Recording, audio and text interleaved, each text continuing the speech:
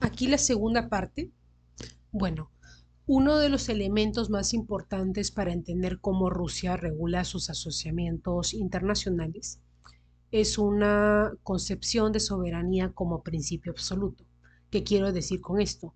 Que es una idea que se remota de la época de los zares y que se estableció durante la era soviética, a diferencia de las democracias liberales occidentales que conciben la soberanía en equilibrio con los compromisos internacionales y los derechos humanos universales.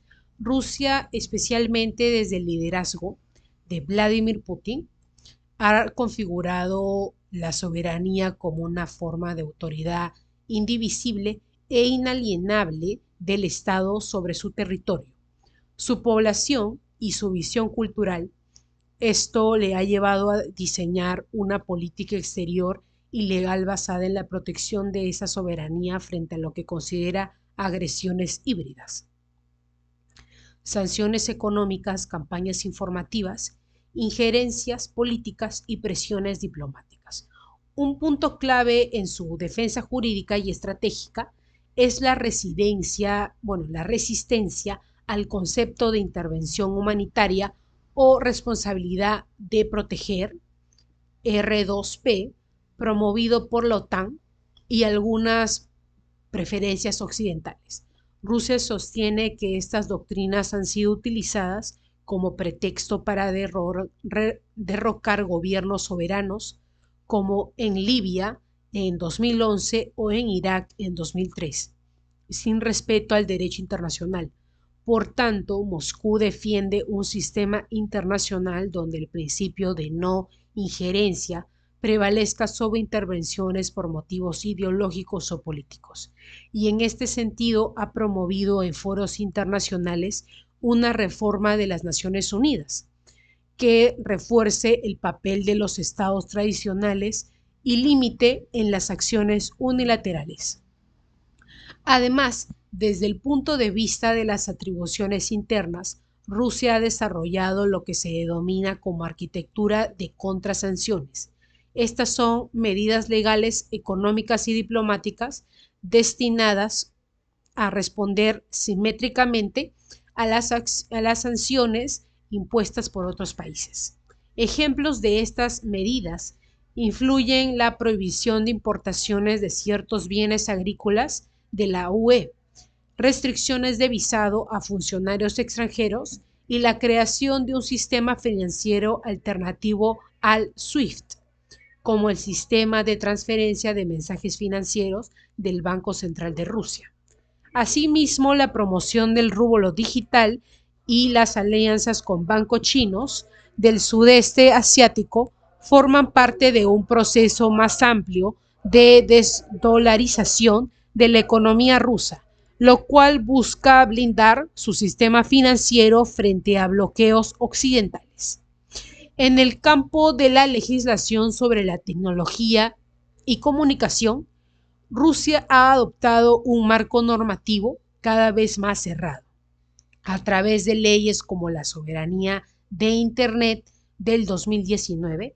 El Estado ruso se ha dotado la capacidad técnica y legal para aislar su red digital nacional del resto del mundo en caso de crisis.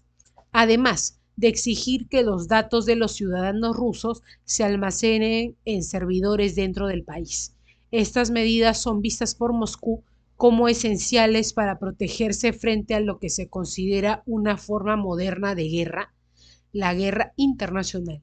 En este campo, Rusia ha acusado a plataformas como Meta, Google o Twitter, actualmente X, de ejercer censura política y manipulación ideológica. Históricamente, esta actitud defensiva no es nueva. En tiempos del Imperio ruso, a comparación, se estableció una diplomacia firme basada en la Santa Alianza y el principio de legitimidad monárquica, con el objetivo de contener los ideales revolucionarios liberales.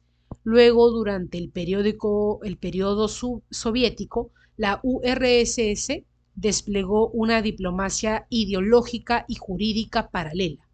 estableciendo tratados entre estados socialistas y promoviendo el derecho internacional socialista.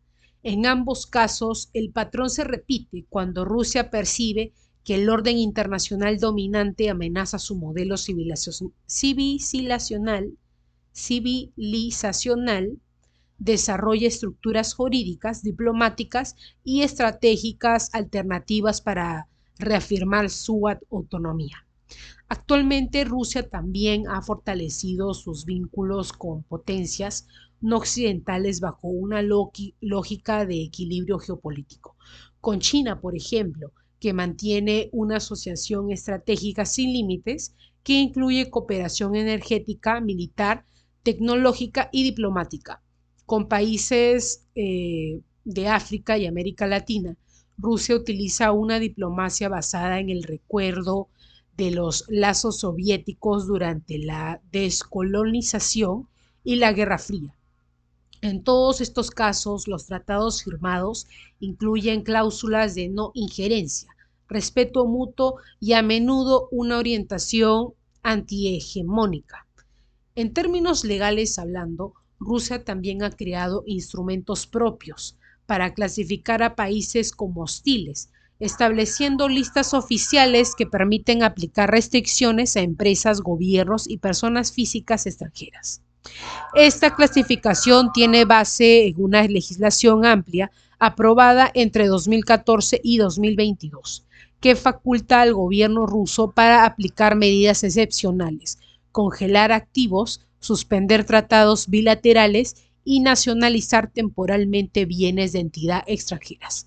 Estas herramientas son vistas como medidas de autodefensa en un entorno geopolítico hostil y responden a una concepción en la que el Estado debe protegerse tanto jurídica como militarmente de formas de agresión no convencionales. Por último, en mi conclusión, la arquitectura internacional de defensa rusa no es una improvisación ni reciente, sino que está profundamente enraizada en una visión histórica del Estado como núcleo de poder soberano, la legislación, los tratados, las instituciones de seguridad y la diplomacia rusa han sido configuradas para garantizar la integridad de esa soberanía, incluso en medio de un orden mundial que Moscú percibe como cada vez más adverso y manipulador. Su estrategia se basa en la construcción de alianzas alternativas, el desarrollo de capacidades internas de resiliencia y la defensa jurídica frente a intentos de aislamiento y transformación del sistema político ruso hacia el exterior.